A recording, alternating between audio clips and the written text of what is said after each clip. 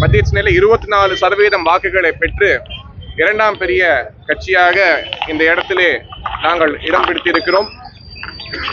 சென்ற முறை 6% இருந்த இந்த வாக்குகள் தற்போது 24%, அதாவது 4 மடங்கு வளர்ச்சியை நாங்கள் இந்த பகுதியிலே கண்டுள்ளோம். நிச்சயமாக வாக்களித்த மக்களின் நம்பிக்கைக்கு பலமாக அவர்களோடு தோளோக தோள் நின்று நிச்சயமாக பார்த்தீங்கன்னா இந்த 4 மாசத்துல மழை வரப்போகுது.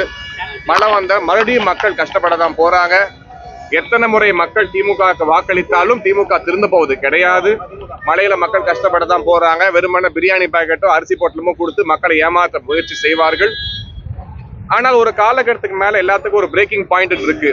அந்த காலகட்டத்தில் மக்கள் உணர்ந்து வரப்போகின்ற அடுத்த தேர்தலிலே நேற்று எங்கள் தலைவர் திரு அண்ணாமலை கூறியது போல் எங்கள் இலக்கு 2026 தமிழகத்தையும் தமிழக மக்களை மீட்டெடுக்க வேண்டும்.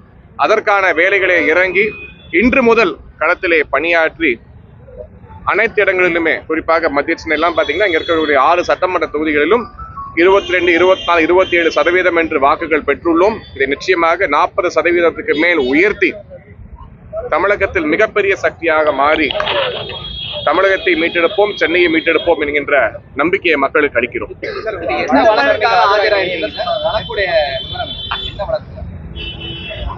தேர்தல் சமயத்திலே திராவிட முன்னேற்ற கழகத்தை கைவந்தகளை எதிர்கட்சி வேட்பாளர்கள் மீது பழி சுமத்துவது, கேஸ் போட்டு அலக்கடிப்பது, பொய்களை பரப்புவது, இன்னும் சொல்ல போனால் தமிழகத்திலே 40 இடங்களை திமுக வென்றது பொய்களின் மூலமாக, புரட்டுகள் மூலமாக, சோசியல் மீடியா மூலமாக மக்களிடம் பொய்களை பரப்பி இல்லாததெல்லாம் கூறிதான் இத்தனை இடங்களை கைப்பற்றியுள்ளார்கள். அதே போல இந்த ஹிந்து நியூஸ் பேப்பர்ல வந்த ஒரு ஆர்டிகலை ஷேர் செய்ததற்காக ஒரு வழக்கினை திமுகவின் விளையாட்டணி செயலாளர் திரு தயாநிதி மாறன் வழக்கு தொடுத்துள்ளார்கள். அதற்காக ஆஜராக இன்று எக்மோர் நீதிமன்றத்துக்கு வருகை தந்துள்ளேன். எங்கள் பாஜகவை சார்ந்த வழக்கறிஞர்கள், தொண்டர்கள் அனைவரும் வந்திருக்கிறோம்.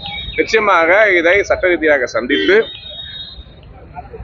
இதற்கான விடையை நிச்சயமாக இந்த வழக்கிலும் நாங்கள் வெற்றி பெறுவோம் என்கின்ற நம்பிக்கை எனக்கு. 2ஆம் தேதி, ஜூலை 2ஆம் தேதி மீண்டும் விசாரணைக்கு வரும்.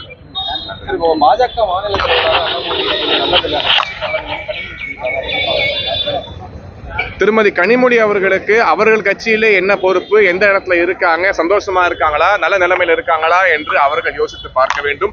எங்கள் கட்சியை பற்றி கவலைப்பட வேண்டிய அவசியம் அவர்களுக்கு கிடையாது. இன்னும் சொல்ல போனால் திராவிட முன்னேற்ற கழகத்துக்கு 2019 விட 7% வாக்குகள் 2024 குறைந்திருக்கு நாடாளுமன்ற தேர்தலை பொறுத்தவரை.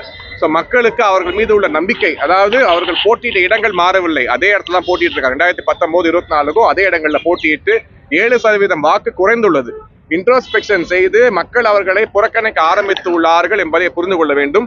அதிமுகவும் பாஜகவும் பிரிந்த காரணத்தினால் இந்த ஓட் ஸ்பிளிட் அதிகமாக நடந்துள்ளது.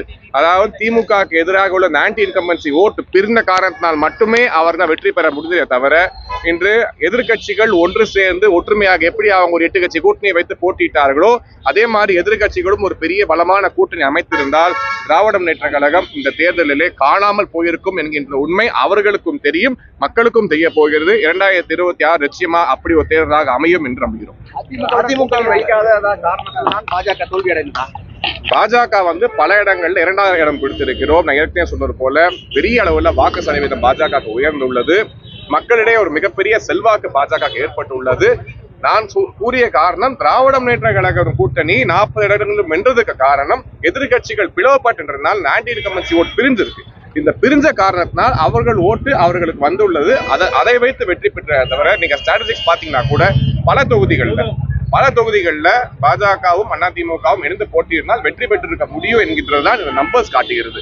அந்த காரணத்தால் வெற்றி பெற்ற தவிர இது அவர்களுக்கு கிடைத்த தனிப்பெற்ற வெற்றியோ மக்கள் அவர்கள் மீது வைத்திருக்கக்கூடிய அபிமானத்தின் உதாரணமும் எடுத்துக்காட்டோ கிடையாது என்பதை அவர்கள் புரிந்து கொள்ள வேண்டும். ஆர்பி உதயகுமார் கட்சியில ஒன்னாவே இருந்திருந்தா ஒன்னா சேர்ந்து திமுக தோற்கடிச்சிருக்கோம் அப்படின்னு இதற்கான விடையை கூற வேண்டியது அண்ணா திராவிட முன்னேற்ற கழகம். திமுக உதவுவதற்காக தனியா போய் நின்றாங்களான்னு தெரியல. ஏன்னா அவர்கள் ஒரு பிரதம வேட்பாளரை இல்லாமல் தேர்தலை சந்தித்தார்கள். இது அவர்கள் அன்றைய காலகட்டத்திலே உணர்ந்து நரேந்திர மோடியிடம் அவரது ஆதரவை தெரிவித்து கூட்டணியோட சேர்ந்திருந்தா ஒருவேளை இந்த ரிசல்ட்டை தவிர்த்திருக்கலாம். ஒரு மிகப்பெரிய எண்ணிக்கையை தமிழகத்திலிருந்து தேசிய ஜனநாயக கூட்டணி அவர்கள் இடம் பெற்றிருக்க வாய்ப்பு இருக்கிறது. தேர்தல் முடிந்த பிறகு இதை பத்தி எல்லாம் பேசி பிரயோஜனம் கிடையாது. இதுக்கப்புறம் நடக்க போகிற விஷயங்களை பார்க்க வேண்டும். பாஜக எந்த கூட்டணியை பற்றியும் நம்பாமல் 2026 இதே மாதிரி எப்படி எல்லா இடங்களையும் வாக்கு சேகரித்த கூட்டணமோ பல இடங்கள்ல 5%, 5 டைம்ஸ் 6 டைம்ஸ் அதிகமாக இருக்குது. இன்னும் 2 மடங்கு கூட்டினாலே போதும் நிறைய தொகுதிகளில் வெற்றி பெற முடியும் என்கின்ற நம்பிக்கை எங்களுக்கு இருக்கிறாங்க. அதை நோக்கி பயணிக்க போகிறோம், மக்களை சந்திக்க போகிறோம், திட்டங்களை கொண்டு சேர்க்க போகிறோம். 3ஆம் முறையாக நரேந்திர மோடி தலைமையில் ஆட்சி அமைய போகிறது, நல்லாட்சியாக இருக்க போகிறது. அந்த ஸ்கீம்ஸை இன்னும் அதிகப்படியாக மக்கள்கிட்ட சேர்த்து திமுகவோட பொய்களை துடைத்தெறிந்து உண்மையை புரிய வைத்து வெற்றி பெறுவோம் என்கிற நம்பிக்கை எங்களுக்கு இருக்கு. நன்றி, தேங்க்யூ.